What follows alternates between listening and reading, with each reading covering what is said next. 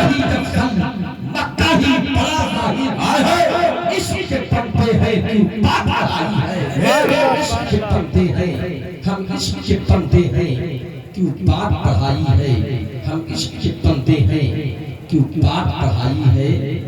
ہم عشق کے بندے ہیں کیوں بات پڑھائی ہے اور اے عشق تیرے سستے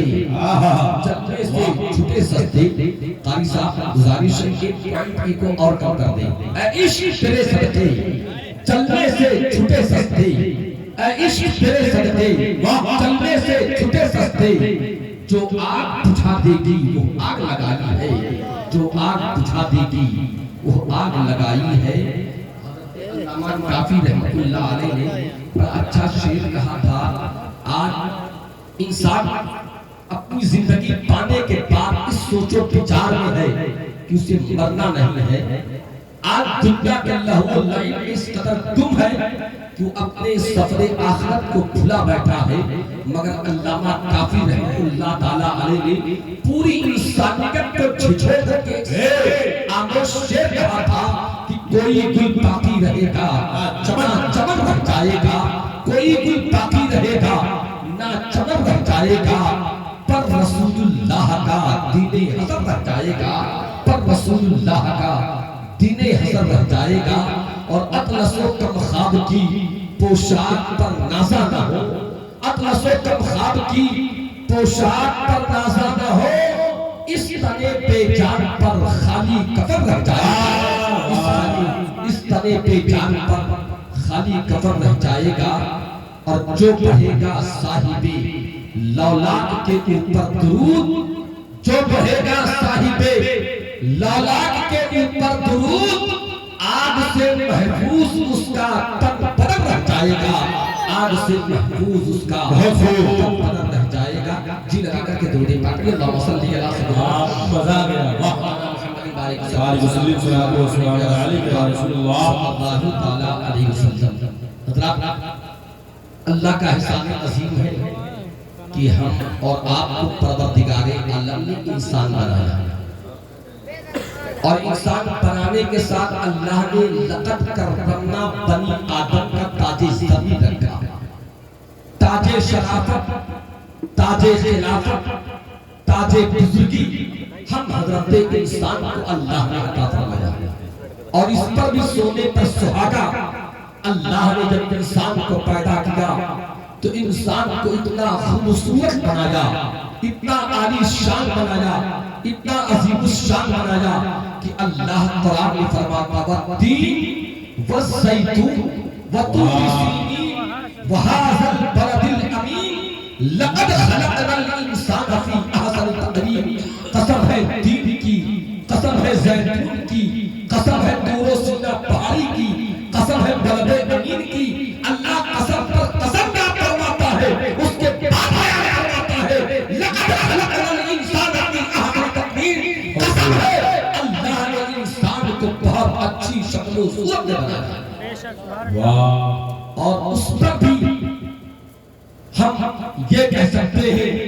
کہ سب سے بڑا شرف ہم حضرت انسان کو جو اللہ نے عطا کیا خصوصیت کے ساتھ ہم امت سرکار کو وہ تمغہ یہ ہے کہ اللہ نے ہمیں انسان بنایا تو بنایا ہمیں امتی بنایا تو بنایا مگر اس پیغمبر کا امتی بنایا جس پیغمبر کو اللہ نے امام الانبیاء بنا کر کے بھیجا اللہ نے اتنا سارا وقار حضرت انسان کو دیا انشاءاللہ العزیز اس علیہ السلام کے حوالے سے موت کے حوالے سے تھوڑی دیر میں گفتگو ہوگی آپ سے بات کریں گے میں نے قرآن عظیم کی بہت ہی معروف اور مشہور آیت کریمہ کی تلاوت کی اللہ فرماتا ہے ان الذین قالوا ربنا اللہ ثم استقاموا تتنزل علیہم الملائکہ بے شک وہ لوگ جنہوں نے کہا ہمارا رب اللہ ہے ثم استقاموا پھر اسی بولی پر قائم رہے تو اللہ فرماتا تتنزل علیہم الملائکہ اللہ ایسے لوگوں پر اپنی ملائکہ کا نزول فرماتا ہے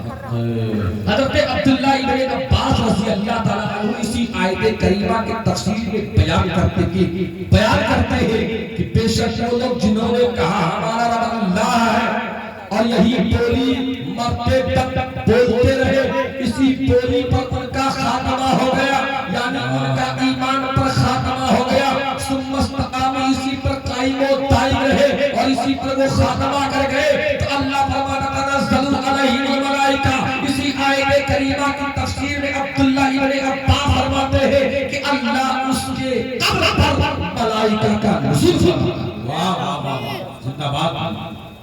مقدر کے سکندر ہے وہ لوگ جن کو یہ بولی نصیب ہوتی ہے اور اسی بولی پر ان کا خاتمہ نصیب ہوتا ہے۔ یقین جانیے انسان مرنے کے لیے تو مر جاتے ہیں، مگر مرنے والوں کی کیفیت جداگانہ ہوتی ہے۔ ہم بھی مرتے ہیں، ہم بھی مریں گے، آپ بھی مریں گے، لوگ مر بھی گئے۔ آپ نے دیکھا ہوگا ایک کافر کو بھی موت آئی ہے، ایک مجوسی کو بھی موت آئی ہے، ایک یہودی کو بھی موت آئی ہے، ایک مسلمان کو بھی موت آئی ہے، مگر ان موتوں میں فرق ہے، ان اموات میں فرق ہے۔ ایک یہودی کی موت کچھ اور ہوتی ہے، ایک مجوسی کی موت کچھ اور ہوتی ہے، ایک نصرانی کی موت کچھ اور ہوتی ہے، ایک کافر کی موت کچھ اور ہوتی ہے، مگر جب ایک مومن مرتا ہے جو نبی کا دیوانہ ہوتا ہے، نبی کی چاہنے والا ہوتا ہے، عاشق والا ہوتا ہے، خدا کی قسم جب وہ موت جب اس کو یاد آتی ہے، جب پروردگار عالم جل مجدہ کریم فرماتا ہے ایسے خوش نصیبوں کی قبر پر اللہ رحمت و نور کی موسلادھار بارش فرماتا ہے۔ واہ واہ، نعرہ تکبیر، نعرہ رسالت، مسلک اعلیٰ حضرت، مظہر اعلیٰ حضرت، حضور مشاہد ملت، حضور معصوم ملت، نعرہ رسالت۔ ابھی ہم نے ذکر کیا تھا علی جناب محمد فاروق صاحب کے تیجے کی محفل میں کہ انسان مر جاتا ہے اور مرنے کے بعد لوگ اس کو دفن کرتے ہیں، مگر بسا اوقات کبھی کبھی دیکھنے میں ایسا بھی آتا ہے کہ دفن میں بڑی تاخیر ہوتی ہے، بلکہ میرے نبی صلی اللہ علیہ وسلم نے ارشاد فرمایا ہے کہ دفن کرنے میں جلدی کرو، دفن میں تاخیر مت کرو۔ مگر آج عموماً ایسا نہیں ہوتا، دفن میں تاخیر ہوتی ہے۔ آخر میرے پیغمبر نے جو کہا تھا کہ اس کو دفن کرنے میں جلدی کرو، اس میں حکمت کیا ہے؟ تو مجاہد سنت، محافظ سنت، حامی اہل سنت، امام عشق و مستی امام احمد رضا خان فاضل بریلوی نے اس کی منظر کشی کی کہ مجرم کو نہ شرماؤ، احباب کفن رکھ دو، منہ تکنے سے کیا ہوگا، پردے میں بھلائی ہے۔ اسی کے تعلق سے تھوڑی سی وضاحت ہوگی، اس کے بعد میں تقریب آگے بڑھے گی۔ آپ محسوس کریں کہ جب انسان مر جاتا ہے اس کو دفن کرنے میں لوگ تاخیر کرتے، بلکہ ایسا نہیں کرنا چاہیے۔ کبھی بھائی کا انتظار ہوتا ہے، کبھی بیٹے کا انتظار ہوتا ہے، کبھی رشتے داروں کا انتظار ہوتا ہے، کبھی عزیز و اقارب کا انتظار ہوتا ہے، مگر میرے پیغمبر فرماتے نہیں، اس کو دفن کرنے میں جلدی کرو، عجلت کرو، دفن کرو جلدی۔ آخر اس میں حکمت کیا ہے تو سنو، ایک انسان جب اپنی زندگی گزارتا ہے، ایمان کے ساتھ زندگی گزارتا ہے تو نمازیں پڑھتا ہے، نمازوں کے اندر جب دعائیں مانگتا ہے تو یہ دعا مانگتا ہے دکھاتے جا الہی وہ مدینہ کیسی بستی ہے جہاں پہ راج دن مولا تیری رحمت برستی ہے۔ ہم نے عالم تصور نہیں، حقیقت میں اس سے سوال کیا، ایک انسان کے بتا تو مدینہ شریف دیکھنے کی تمنا کیوں کرتا ہے؟ وہ انسان پردستہ جواب دیتا ہے اس لیے مدینہ شریف دیکھنا چاہتا ہو کہ مدینہ شریف کے اندر ایک گنبد خضرا ہے، اسی گنبد خضرا کے اندر میرے نبی کی تربت پاک ہے۔ ہم گنبد خضرا شریف دیکھنا چاہتے ہیں جس کی بنیاد پر مدینہ دیکھنے کی ہم تمنا کرتے ہیں۔ میں نے مانا صحیح کہا تم نے،